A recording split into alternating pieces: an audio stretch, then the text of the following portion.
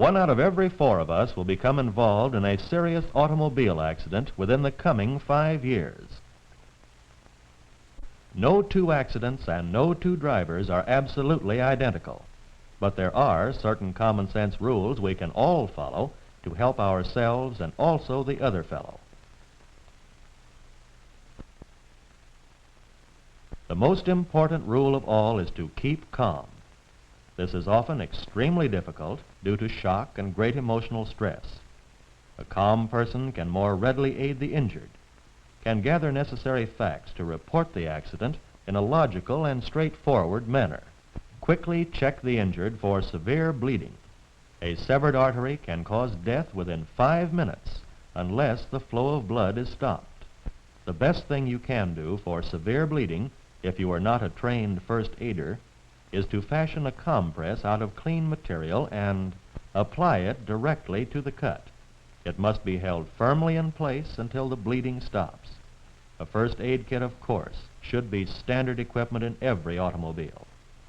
Fire is an ever-present menace at the scene of an accident. The force of impact very often ruptures a gasoline tank, or a car may be overturned, spilling gasoline on the roadway. Injured persons trapped in a vehicle have been cremated because others have been careless. Turn off your ignition. Be sure there are no burning cigarettes in the car. Remove lighted cigars or cigarettes and snuff them out immediately. Warn others not to smoke near the accident. Keep the accident from getting worse. Someone should be sent in each direction to flag down approaching motorists. This is especially true if the accident is on a winding or hilly road where visibility is impaired. On highways where the speed limit is high, warnings should be at least 400 feet from the accident. A good method of measuring a safe distance is to count off 150 paces. Be sure your warning is not misunderstood. Flares should be carried in every car for emergency use. A flare is easily seen, and its implication of danger is understood by all motorists. Don't stand on the roadway.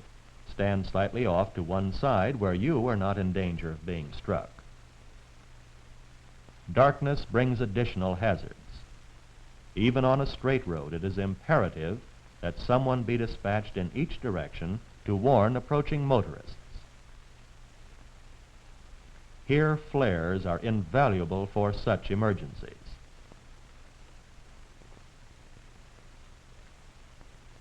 A flashlight will serve as a warning device if it is used properly. Point it in the direction of an approaching car, but don't raise the beam high enough to blind the approaching driver. If neither flares nor a flashlight are available, use a large piece of white paper or white cloth. White reflects about 90% of the light striking it. Naturally, it's more readily seen by the driver of an approaching automobile. When stopping to offer assistance at the scene of an accident, be sure to park your car well off the roadway and far enough away to allow other automobiles to pass. This will also prevent your car from being struck by an approaching automobile.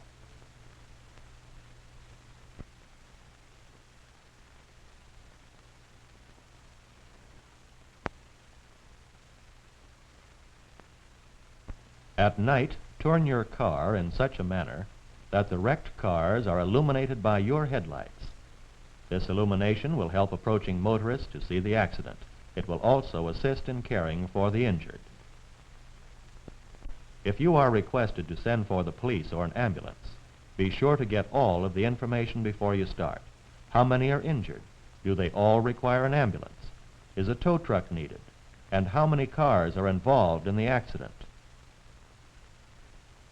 Before starting out, make a note of your own speedometer reading.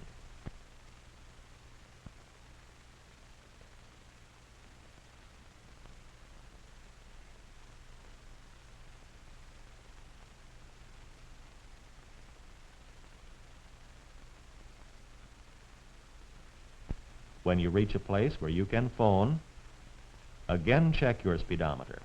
Then you can give the exact distance from the place from which you are phoning to the scene of the accident.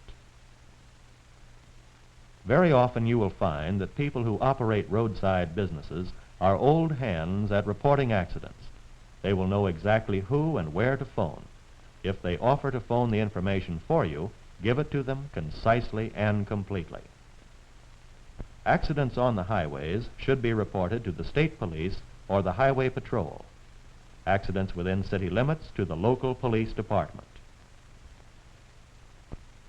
The telephone operator will connect you with the proper authorities if you simply say, "I want to report an accident to the police." It is always a good idea to send at least 2 motorists for help, sending one in each direction.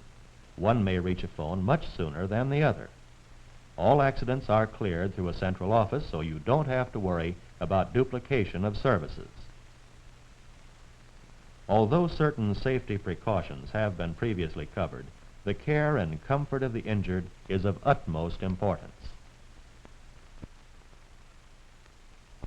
If you are not a trained first aider, there are only a very few things that you yourself may do for the injured.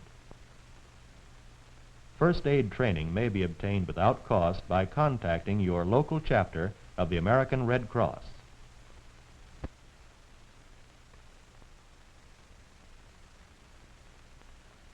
Do not move an injured person unless it is absolutely necessary to prevent further injury. Improper handling can cause serious additional injury. It very often results in the person being permanently crippled.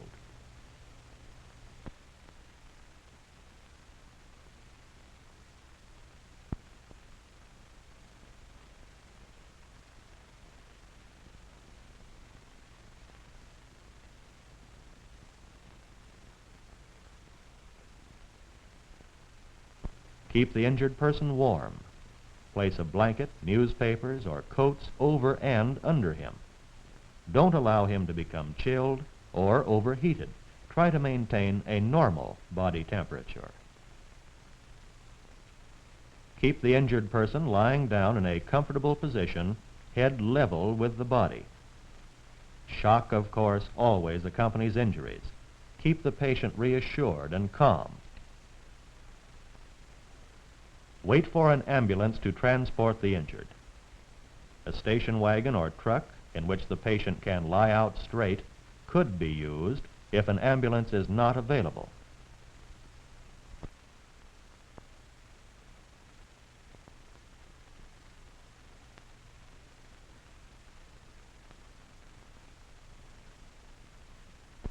An automobile should not be used for transporting the injured except as a last resort. The back seat of an automobile can be removed and will serve as an emergency stretcher.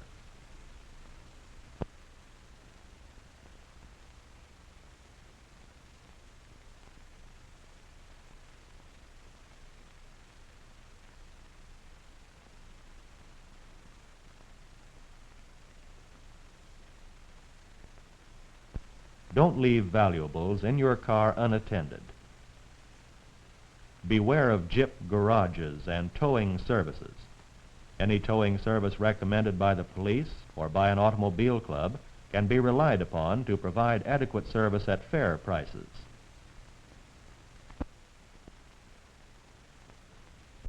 In addition to safety precautions and the care of the injured, you must fulfill certain legal requirements. There are reports that must be filed with the proper authorities. To aid in gathering necessary facts, the National Safety Council and various insurance companies have prepared booklets setting forth all of the information you will need to make out your reports.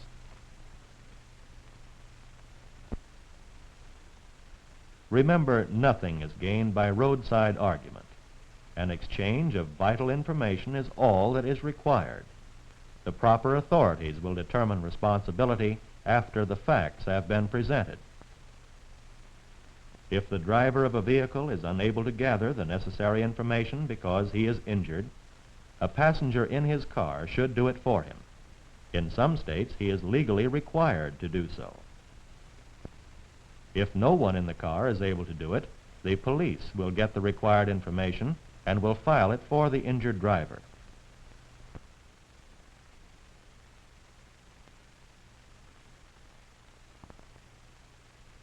The following information should be obtained. First, procure the license number of the other car or cars involved in the accident. Note the make, year, and model of the other car.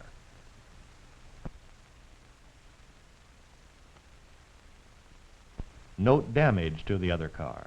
Describe it fully, such as smashed left front wheel and fender, frame bent, windshield broken, or any other visible damage.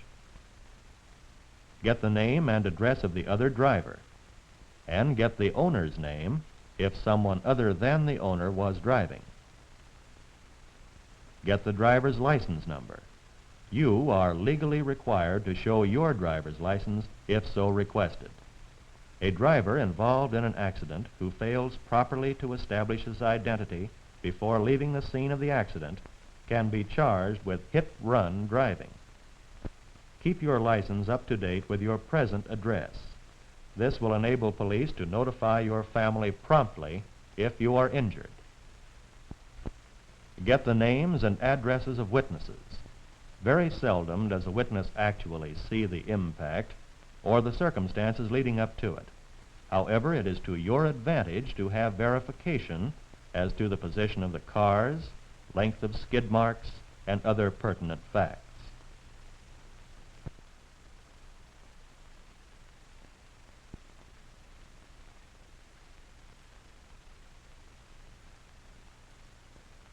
Mark down the exact time at which the accident occurred.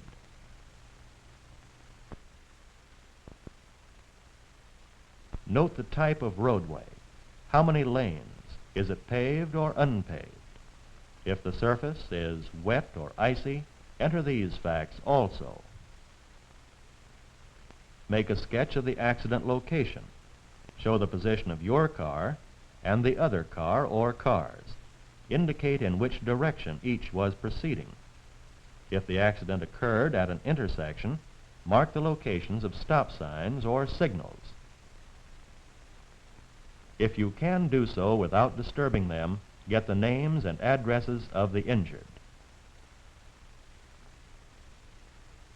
Get the name of the doctor who accompanied the ambulance.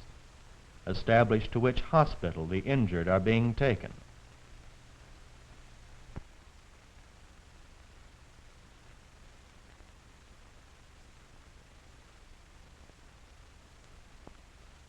Procure the name of the officer in charge and his shield number.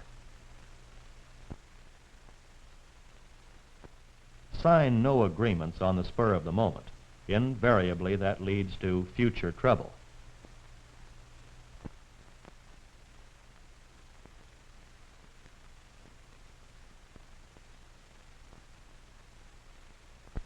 If you have a camera, take pictures of the accident, showing the extent of damage to both cars, their position on the highway, and the surrounding terrain.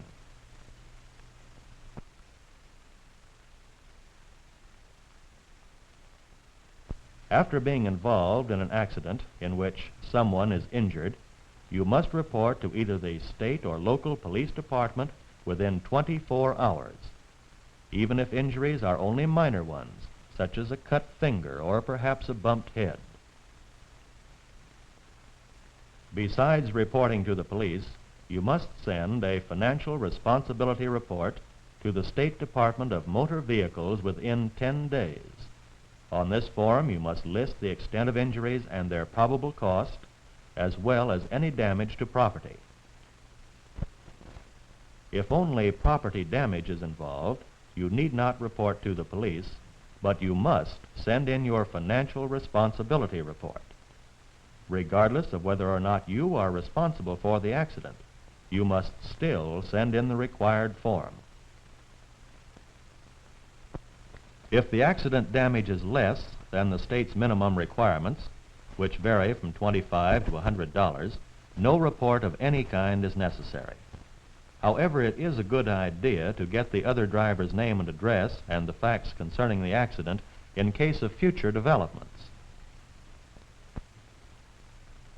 Remember, a severed artery can cause death within 5 minutes unless the flow of blood is checked. Fire is an ever-present menace. Never smoke near the scene of an accident.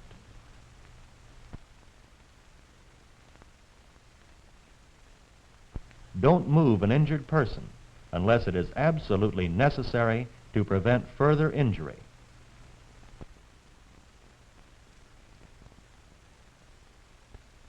Keep the accident from getting worse. Take adequate precautions to warn approaching automobiles. Send for the police and medical care for the injured just as soon as possible.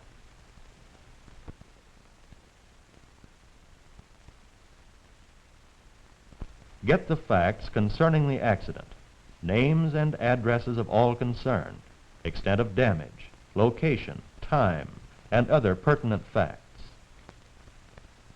Notify the proper authorities of injury accidents within 24 hours. Send in your financial responsibility forms promptly. If you are insured, notify your insurance company at once.